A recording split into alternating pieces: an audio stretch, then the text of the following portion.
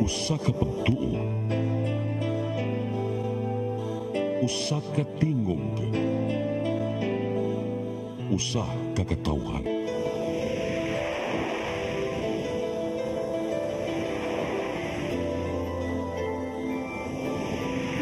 Cebu Catholic Television Network.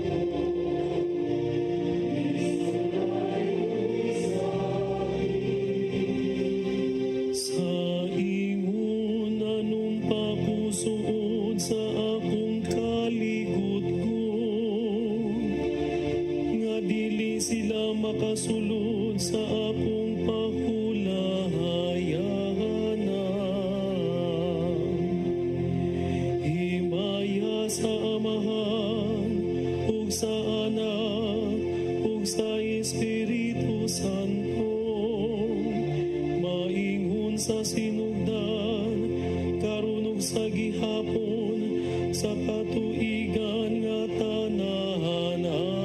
Amen. Dali kamo, simbahan ka, si Kristo atong Ginoo. Nga alang tanan mo, gisulay o gisakit.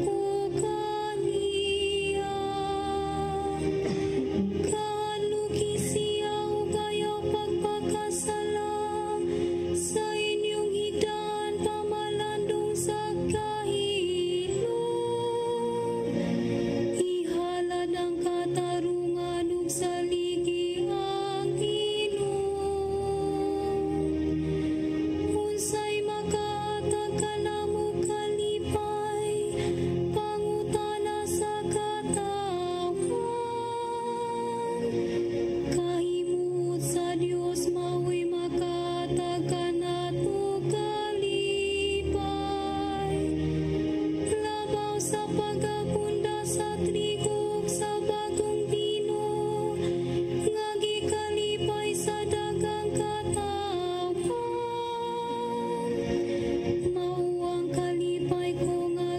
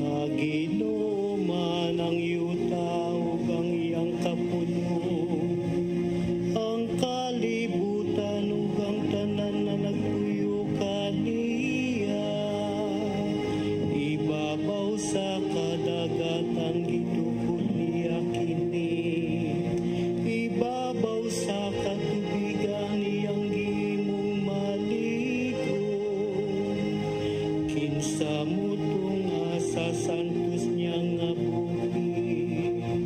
Kinsay mo barog sa balaan niya nga dapit. Ang limpyog kamot putli kasing-kasing ngawa mangandoy sa mga kakawangan. Ugwa manumpa sa limbong adto sa iyang silingan. Siya nakadawat sa bendisyon ug kantigikan sa Ginoong manluluwas. Ingon gayud nini ang nagpangita sa naong sa Dios ni Jacob. Mga punuan sa inyong mata at pataas mga pultang tunay. Musulod ang hari sa himaya. Kinsa man kining hari sa himaya, ang Ginoong kusgan ug gamhanan. Ginoong gamhanan sa gubat. Mga punuan sa inyong pultang pataas mga pultang tunay. Musulod ang hari sa himaya. Himaya sa Amahan ug sa Anak ug sa Espiritu Santo. Maingon sa sinugdan karon ug sa gihapon nga tanan.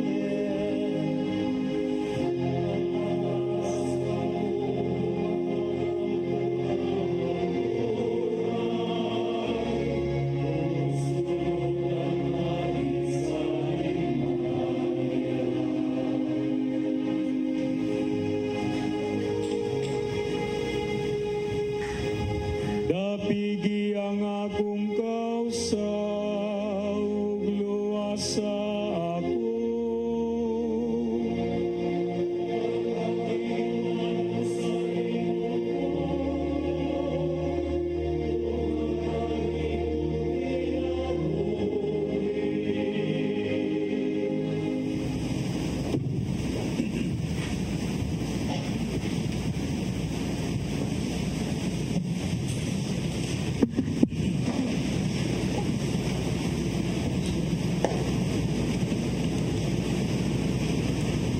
Pagbasa sa sulat ngadto sa mga Hebreo. Samtang nagpadayon ang saad sa Dios nga makasulod kita aron makapahulay uban kaniya, matnguna nato nga dili mapakyas ang atong pagsulod sa maong pahulay. Kay sama kanila nakadungog kita sa maayong balita. Apan wala magpulos ang mensahe nga ilang nadungog tungod kay wala man sila motuo niini. Kita nga mituo mao hinuon ang nakasulod sa pahulay uban sa Dios. Sigon sa iyang giingon, napungot ako og nanumpa nga dili gayud sila makasulod og makapahulay uban kanako. Gisulti kini niya bisan kun nahumanan niya ang tanan, sukad pa sa pagbuhat sa kalibutan. Kay sa usa kadapit sa kasulatan, gihisgutan ang ikapitong adlaw. Mipahulay ang Dios sa ikapitong adlaw sa tanan niyang buhat. Gihisgutan usab kini niya sa iyang pag-ingon nga adunay dili makasulod og makapahulay uban kaniya. Kadtong unang nakadungog sa maayong balita, wala makasulod og makapahulay uban sa Dios tungod kay wala man sila motuo. Busa may pipila di ay nga makasulod og makapahulay uban sa Dios. Og nagtagal usab siyag adlaw nga ginganlag karong adlawa. Nagsulti siya niini tapos ang daghang katuigan pinaagi ni David. Diha sa kasulatan nga naisgutan na nga nag-ingon, Kung makadungog kamo sa tingog sa Dios karong adlaw, ayaw patigaha ang inyong mga kasing-kasing. Kung si Josue makapahatag palag pahulay, dili na unta ang Dios maghisgot og lain pang adlaw. Busa, may adlaw di ay nga igpapahulay sa mga katawhan sa Dios. Bisan kinsa nga makasulod o makapahulay uban sa Dios, mupahulay gayud sa iyang mga buhat. Sa samang paagi nga ang Dios mipahulay usab sa iyaha.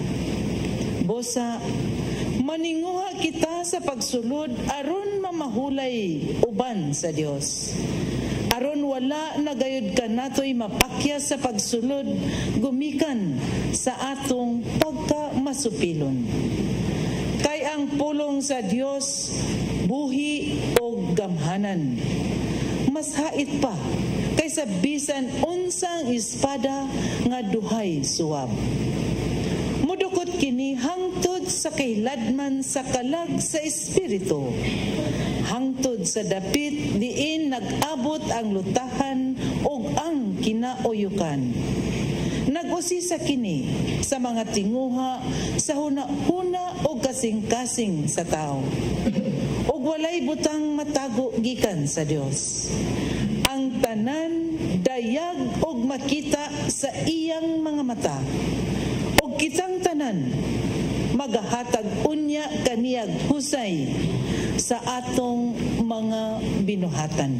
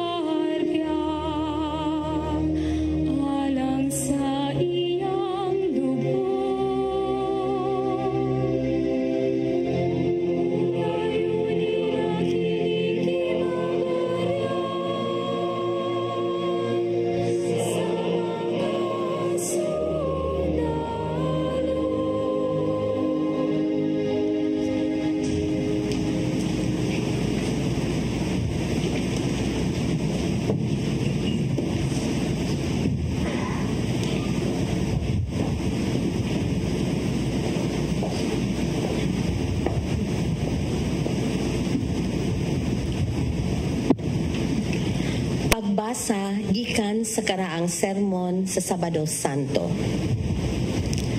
Adunay kahibulungang hitabo nining adlaw. Kanusa ang kalibutan walay timik ug naputos sa dakong kahilom. Nagmahilom ang tibuok yuta kay ang hari natulog. Nagakurog og nagkahilom ang yuta kay ang Dios nahikatulog diha sa iyang pagkatao ug siya nagbanhaw sa tanan nga nahikatulog sukad pa sa sinugdanan sa kalibutan. Ang impyerno mikuray sa kahadlok kay ang Dios nga nagpakatao namatay. Gipangita niya ang una tang ginikanan sama sa nangita og karnerong nahisalaag. Dugay na siyang nangandoy pagduaw ni adtong nagpuyo sa kangitngit ug sa landong sa kamatayon. Og si Adan ug si Eva aron pagluwas kanila gikan sa kaulipnan sa kaguol. Siya nga Dios apan anak man usab ni Eva. Miduol ang Ginoo kanila, dala ang iyang krus, ang hinagiban nga naghatag kaniyag kadaugan.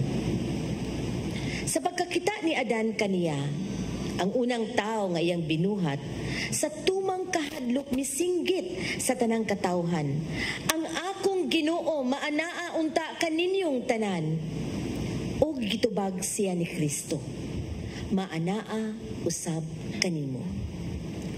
Gikupta ni Kristo ang iyang kamot o gipabarog siya nunod ang pag-ingon, bangon, ikaw nga nahinanok, bangon gikan sa mga minatay, kay si Kristo mauna ang imong kahayag. Ako ang imong Dios, kinsa alang kanimo nahimo nga imong anak. Tungod sa gugma ko kanimo ug sa imong kaliwat, karon sa akong kaugalingong gahom, nagasugo ko sa tanang mga binilanggo, gawas kamo. Sa tanang anaa sa kangit-ngit, dawata ang kahayag. Sa tanang nahikatulog, bangon. Nagasugo ako kanimo nga nahikatulog, pagmata na. Wala ko ikaw himua aron mabilanggo sa impyerno. Bangon gikan sa mga minatay, kay ako ang kinabuhi sa mga nangamatay. Bangon mugna sa akong kamot. Ikaw nga gibuhat ko sa akong larawan o kasamahan. Bangon, muhalin kita dinhi, kay ikaw ani anak kanako og ako anaa kanimo. Kita usara og dili na gayud kita magkabulag. Alang kanimo ako nga imong Dios, nahimo nga imong anak. Ako nga Ginoo nahimong ulipon. Ako kansang puloy-anan anaa ibabaw sa kalangitan na naog sa yuta ug sa ilalom sa yuta. Alang kanimo ug alang sa katauhan, nahimo akong tao nga walay hinabang nga naglakaw uban sa kamatayon. Alang kanimo nga bibiya ni adtong halaman, ako gibudhian sulod og halaman ug gilansang sa cross didto sa halaman. Tan-awa ang akong naong, gitamay ug gilud-an aron mahiuli kanimo ang kinabuhi nga kaniadto akong gitayhop nganha kanimo. Sud-unga ang mga bunog nga akong nadawat gikan sa mga pagtamparos aron umulo nako pag-usab ang nahiwi mong kinaiya. Sa akong buko-buko sud-unga ang mga libagha gikan sa mga latigo nga akong giagwanta aron dili ka nahibug-atan sa mga sala nga nag-ut-ut kanimo. Tan-awa ang akong mga kamot. Sila gilansang og kahoy alang kanimo nga mapangahasong mikabot ni adtong bunga sa kahoy. Sa pagkatulog ko sa cross, giduslak ang akong kilid alang kanimo nga nahikatulog didto sa paraiso. Og sa maong katulugon, mipahimugso kang Eva gikan sa imong kilid. Mihupay sa pag-anto sa kilid mo ang kasakit sa kilid ko. Ang akong pagkatulog, nagpukaw kanimo gikan sa imong paghinanok sa impyerno. Ang bangkaw nga milagbas kanako mao'y sakuban sa espada nga mihulga kanimo. Bangon kay mubiya na kita. Ang kaaway milingla og mipagwa kanimo sa unang paraiso, dili ko ikaw ibalik didto. Hinunua dadun ko ikaw sa imong trono sa langit. Gididaan ko ikaw ni atong kahoy nga hulagway lamang sa kinabuhi, apan tan-awa ako nga maugayod ang kinabuhi karon nakighiusa uban kanimo. Nagsugo ko nga pabantayan ka sama nga gibantayan ang usa ka ulipon. Apan karon gisugo ko sila pagsimba kanimo ingog Dios.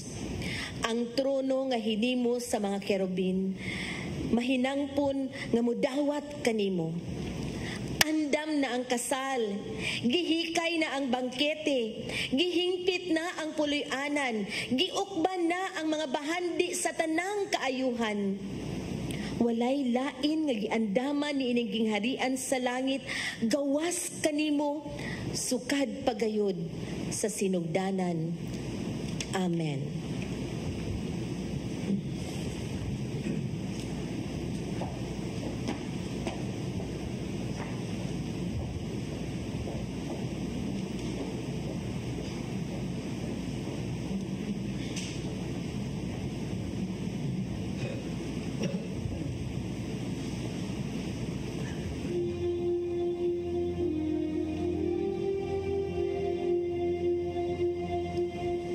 Ang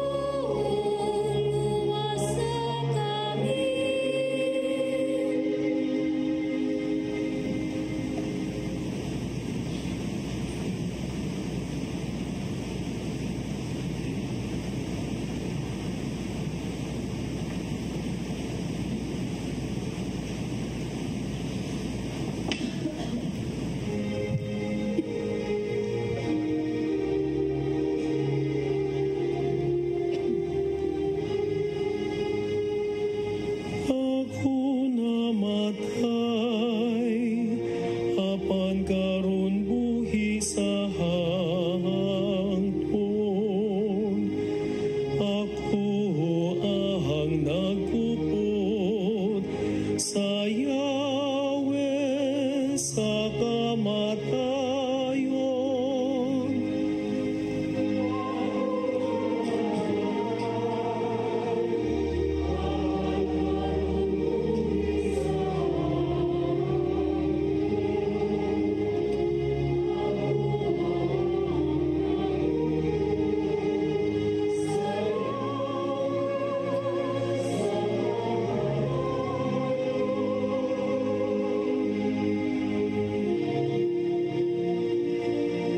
Diha sa halaran,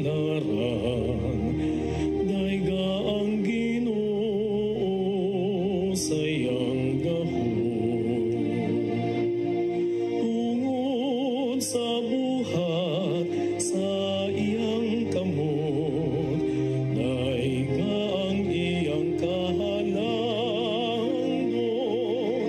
dayga sa tingon sa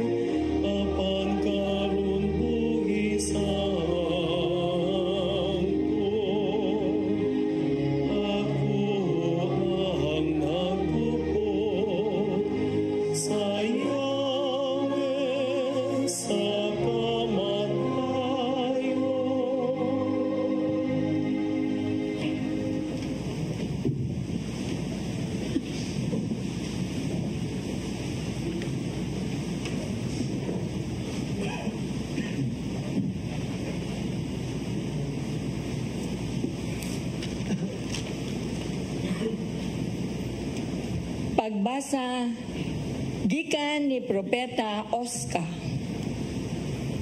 Ang katawhan miingon, ngari kamo, mamalik kita sa Ginoo.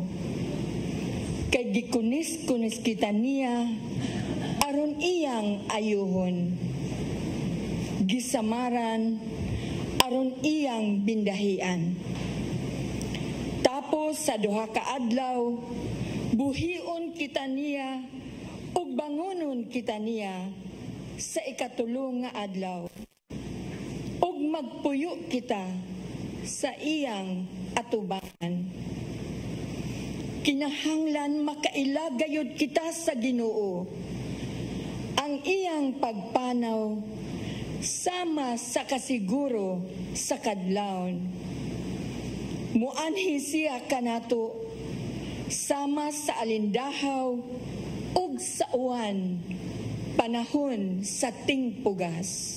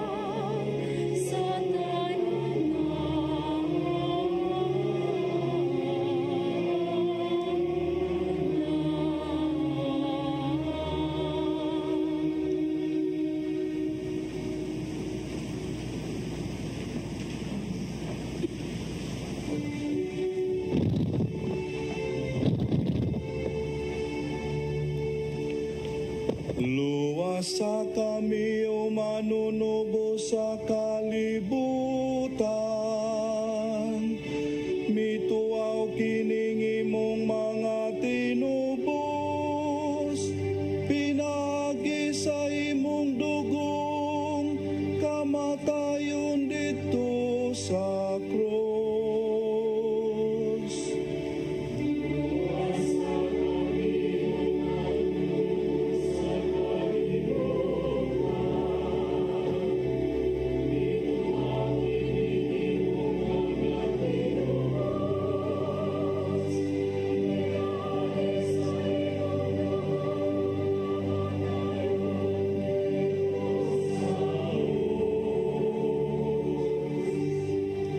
Daiguntang Ginoong Dios sa Israel, nga midua ug miluwas sa iyang katawhan. Gisaran kita niyag manluluwas, gikan sa balay ni David iyang sulugoon. Aron kita maluwas gikan sa kamot sa atong mga kaaway. Ngadto kang Abraham gisaad kining ikaluoy. Gawas nun nga magsimba kita ug magbuhat sa mataharong.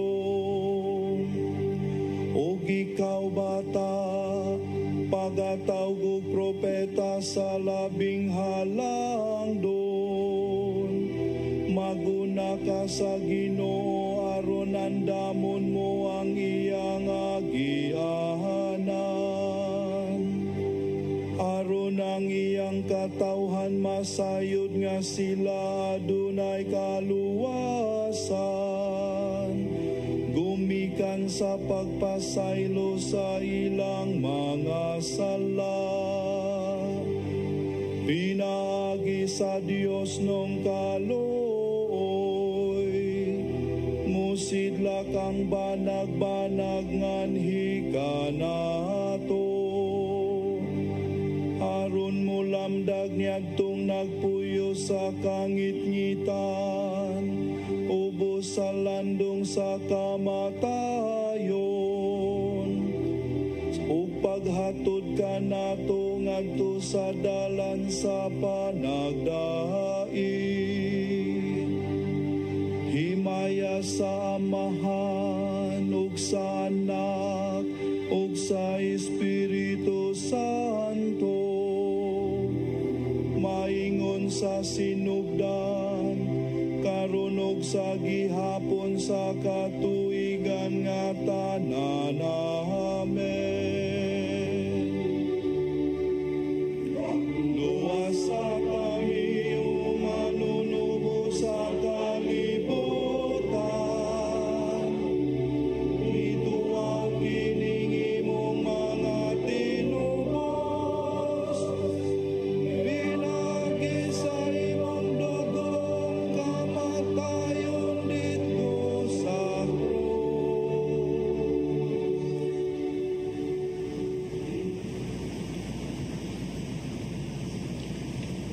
Ang manluluwas nag-antos, namatay o gilubong alang kanato, aron kita usab mabanhaw. Uban sa gugmang tiunay, simbaho nato siya, ug ingno nato siya. Ginoo kaloy kami. Ginoo kaloy kami. Miadto ka sa Jerusalem, aron magantos, ug human niya na musulod sa imong himaya. Sa katapusan, dada ang imong simbahan sa bangkite sa Pasko dito sa langit.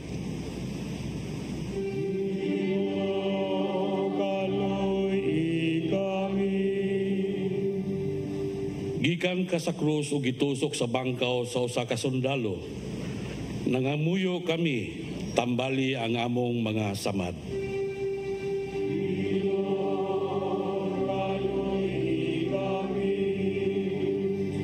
Gihimo mo ang krus nga tinubdan sa kinabuhi, Patagamtama kami sa imong kabulahanan, kadtong natawo pag-usab, pinaagi sa bunyag.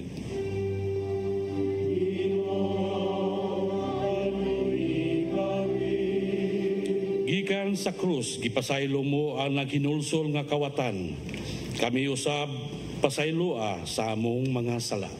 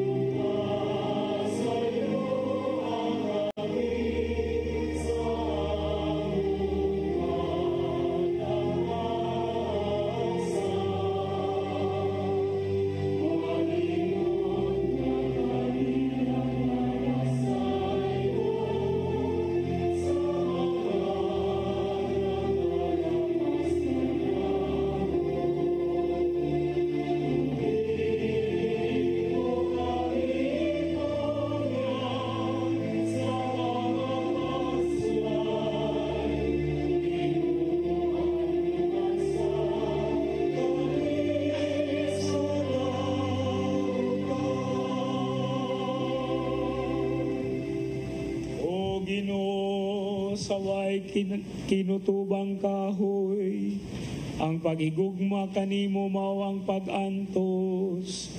Unang mga kasing-kasing sa imong gugma, pinagi sa kamatayon ni Kristo, kami adunay paglaom nga gikag pagtuo. Tungod sa iyang pagkabanhaw, himo ang matuod kining among gilauman, diha sa hingpit nga paghigugma sa langit. Diin siya buhi ug hari uban kanimog sa Espiritu Santo, Dios hangtod sa kahangturan. Amen. Ang Ginoo manaa ninyo.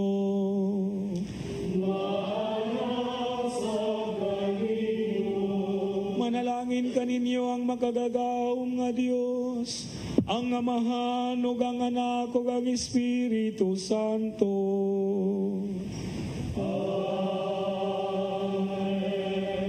Dayon tang Ginoo. Salamat sa Dios.